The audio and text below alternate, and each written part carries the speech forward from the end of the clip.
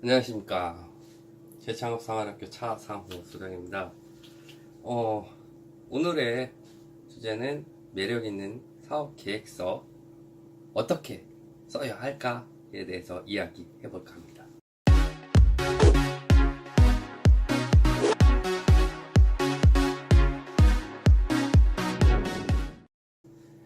많은 사람들이 사업계획서 하면은 대출이나 돈을 끌어오기 위해서 쓴다고 생각을 하는데요. 그런 것도 있지만 내가 어떻게 나아갈지 지향적인 목표를 위해 갖고 나아가기 위해서 쓰는 것도 하나의 방법이라고 이야기합니다. 그래서 오늘은 매력있는 사업계획서 어떻게 하면 잘 쓸 수 있을까에 대해서 이야기해 볼까 합니다. 9가지가 있습니다. 하나하나 풀어가면서 어떤 내용이 어떻게 들어가야 좀 알차게 되는지에 대해서 이야기해 볼까 합니다. 지금 여러분들이 어떤 사업을 하시는지, 예를 들어서 상용 서비스인지, 통신, 네트워킹, 제약, 생명공학, 레스토랑, 음식점, 호텔, 패스트푸드점도 되고요, 기타 등등 이렇게 한다고 생각하면 되고요. 사업 계획서라는 건 이 나무라는 게 있습니다. 인터넷에서 찾아보면 되게 많이 나오겠지만은 세키야 아가 나무랑 비슷하다고 생각하시면 돼요. 엄청 큰 나무가 있습니다.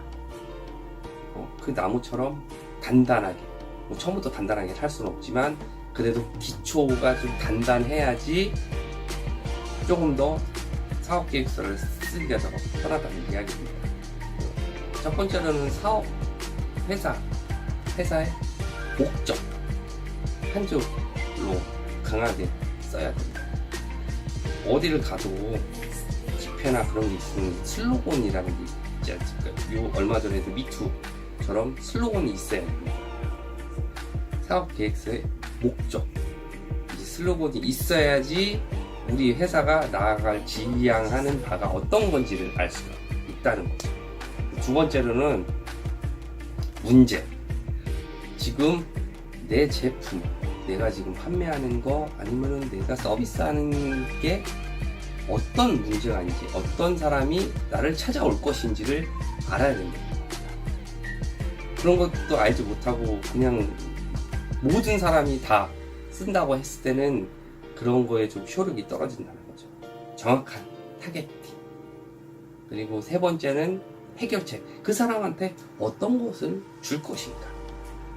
어떤 방법으로 그 사람한테 나의 서비스, 나의 제품으로 그 사람한테 해결을 해줄 것인가가 중요하다는 거예요. 그리고 네 번째는 왜 지금 이어야 하는가. 당장 없어도 되지만 있음으로써 조금 더 편안한, 윤택한, 아니면 조금 더 행복해질 수 있는 그런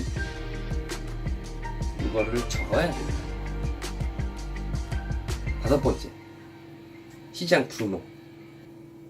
이런 수입이나 수입화가 되지가 않고, 그리고 미래를 봐서 조금 더 혼자 사는 사람들이 되게 많이 있지 않습니까? 혼자 사는, 혼술, 혼밥, 그리고 혼자 원룸에서 사용 있던가 아니면 혼자 즐기는 그런 여러 가지 그런 제품, 이런 걸로 해갖고 시장 규모를 잡는 게 가장 중요합니다. 그리고 여섯 번째는 경쟁사. 내가 지금 현재 슬로건을 해갖고 문제, 해결책, 왜 지금 이어야 하는지, 시장 규모까지 했는데 경쟁사가 많습니다. 그럼 그건 레드오션이 되는 거죠. 레드오션에서 살아남기는 더더욱더 사업계획서를 탄탄하게 내가 갈 방향을 정하는 게 더 중요하다고 봅니다. 경쟁사가 나열을 하고 그 사람들과의 차이점, 그리고 그 사람에 비해서 내가 장점인 거를 많이 이제 해야 됩니다. 내가 갖고 있는 제품이나 아니면은 상품, 그리고 내가 판매하는 뭐 여러 가지 물건은 로드맵이 있어요. 이거를 판매를 함으로써 이 상품을 누구한테 줌으로써 그 사람이 더 행복해질 수 있는 그 로드맵, 내비게이션과 비슷하다는 보시면 됩니다. 그리고 여덟 번째는 비즈니스 모델. 똑같은 분야에 있다고 해도 진짜 잘 되는 사람들이 있지 않습니까? 그런 비즈니스 모델이 있는지, 그로 인해서 얼만큼의 수익, 가격, 평균 거래가 얼만큼 됐는지, 평생 가치, 파이프라인이 형성이 될 수 있는지, 그리고 아홉 번째는 팀 구성. 크게 하신다고 하면은 창립자, 대표이사, 경영자, 이사회, 자문위원 이런 식으로 나열해서 한 가지 팁을 드리자면 만다라라는 게 있습니다.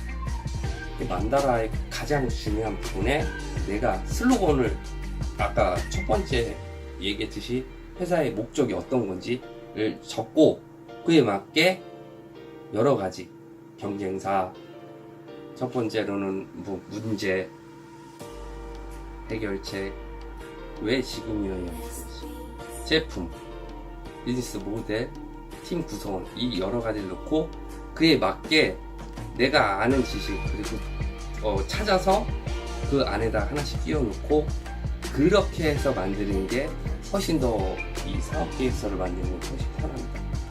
회사의 목적, 슬로건을 걸었을 때 그 목적에 대해서 어떤 사람이 찾아올 것인가, 어떤 사람이 있을 것인가, 문제는 어떤 문제가 있을 건지 그게 만다라에 맞춰갖고 드는 겁니다.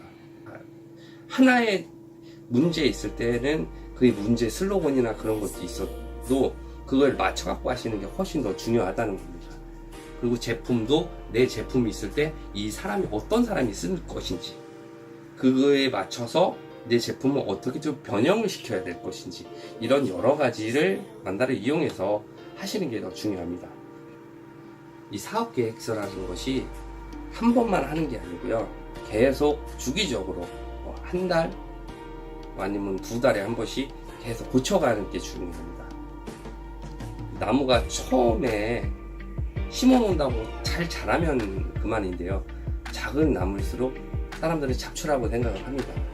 그 잡초에 물을 주고 전지, 가위질을 해갖고 더욱더 멋있게 키우는 것처럼 계속 손을 봄으로써 이게 더 탄탄해지고, 사람은 채용을 했을 때나 이 사업 계획서를 봤을 때 이 회사는 이런 슬로건을 갖고 이런 사업을 하고 있구나, 이렇게 알리는 것도 가장 중요하고요. 투자를 유치할 때 필요할 때도 이걸 줬을 때는 훨씬 더 한 번 만들고 하는 게 아니고 주기적으로 더 탄탄하게 만든 다음에 줬을 때는 훨씬 더 투자 유치가 더 쉽다는 거.